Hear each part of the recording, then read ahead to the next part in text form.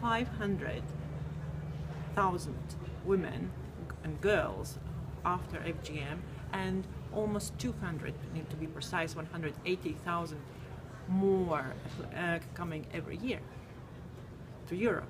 With the globalization, with the present migration situation, it becomes a very, very topical issue. 10 years ago, I started to receive requests from member states, Belgium, Norway, Sweden, regarding how we should proceed, how we should manage the complications, what is the suggestions, what are the advice of the World Health Organization.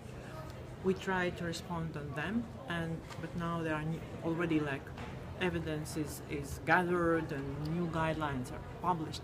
But there's also, besides the migration, it happens that there are ethnic groups in the Russian Federation and Georgia, that's not Western Europe and not really that much of migration, where also this practice happens. FGM is a global issue now. There are more than 200 million women and girls that are affected by this practice, which we know there is no health benefits in it. There is in fact a lot of harms that evidence has shown. So it's very clear that it's a harmful practice. And we're trying to understand why this practice is happening and WHO is working very hard to identify factors that could influence eliminating this practice. Obviously globally is a big issue, but because of the migration and population movement is spreading across the world, and countries, as Gunta said, that they never heard of, they're now experiencing having these issues.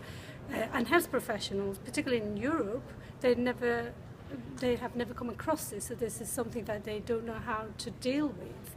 And we're not sure there's enough training, enough support for health professionals. And the purpose of this meeting is to share the WHO guidelines and facilitate its implementation to hopefully be able to make a difference, to help health professionals to help women. Exactly, for them to know how to help women.